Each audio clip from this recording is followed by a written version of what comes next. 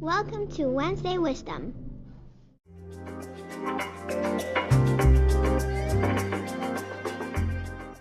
Good morning. This is Jos Visser, the author of Wednesday Wisdom. And I haven't quite decided on the title for this week's episode yet, but it might be Senior Engineers, Please Prepare for Interviews.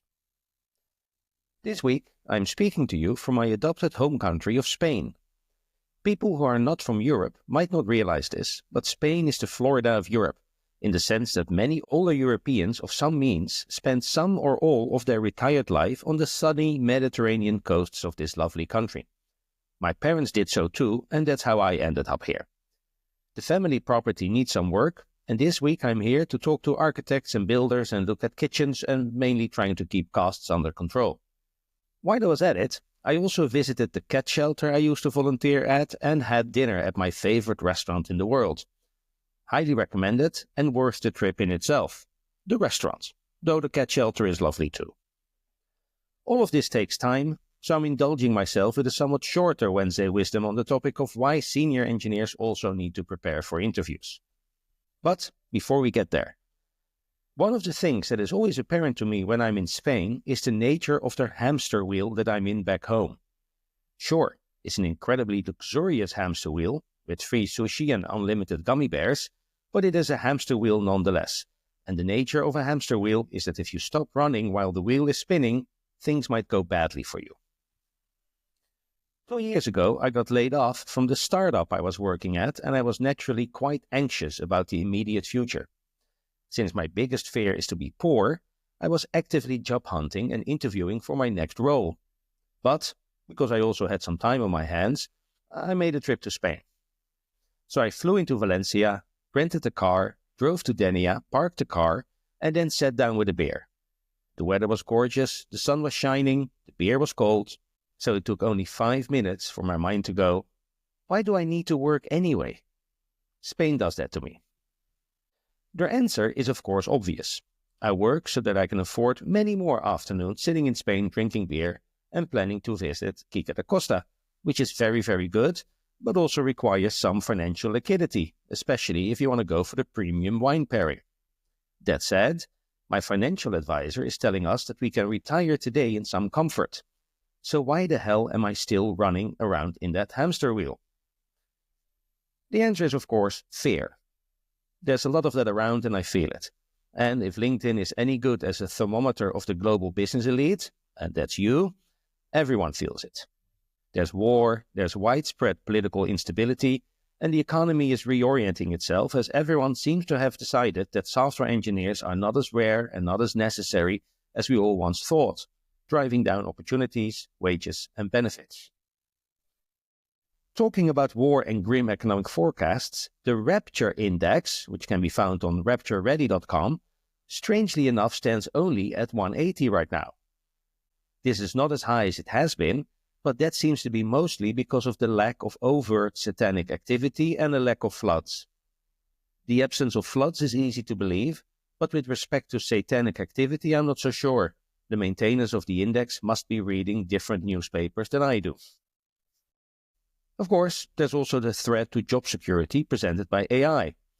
We can all have a great big discussion on how good ChatGPT really is and to what extent it's going to upset everyone's lives, but right or wrong, it gives many people the heebie-jeebies. By the way, I have a very definitive opinion about AI and its potential impact, but because I work for OpenAI, I refrain from sharing that opinion in public because A, I don't want to cross my employer's careful communication strategy, and B, half of you would think me to be a badly disguised corporate shill if I did share it. We continue to live in a world where it is not unthinkable that you can lose all of your assets overnight. There's always the possibility of unforeseen medical bills, which, even in the richest country in the world, could financially cripple you.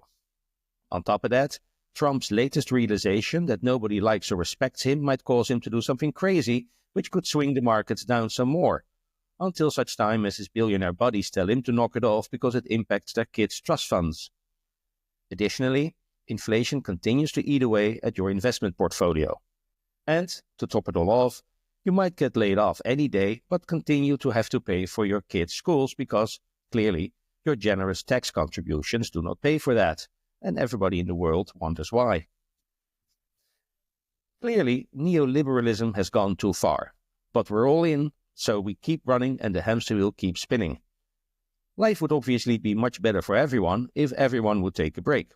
But if capitalism is anything, it is a system of unbridled competition, which means that nobody can stop running unless everyone stops running.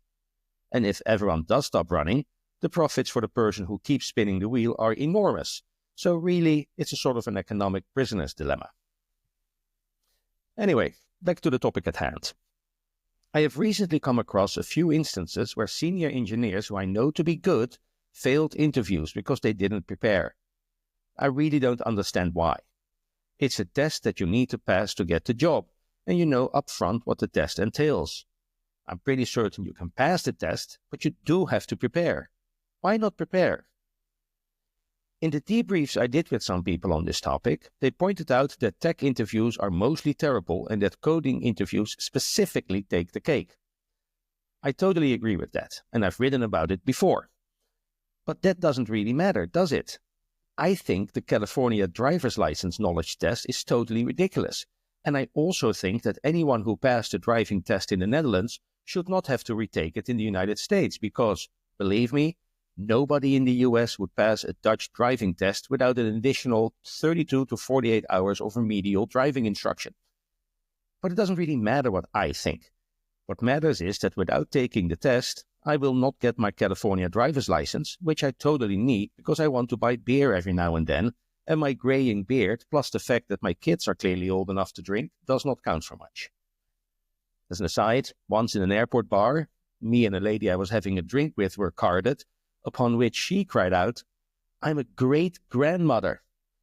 The road to hell is surely paved by people mindlessly following stupid rules. It's the same with jobs. Because of my anxiety, I need a paycheck, and hence I need to pass the test. Yes, the interviewer has probably less than a third of my experience. Yes, I'm being asked to write code that I would never have to write in production.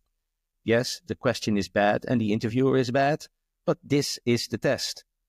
I either know that not wearing your seatbelts might cost you $20, or I might not get the driver's license. I either know how to parse a glob expression, or I don't. And it's not that Evan Match hasn't been around for 40 years or something.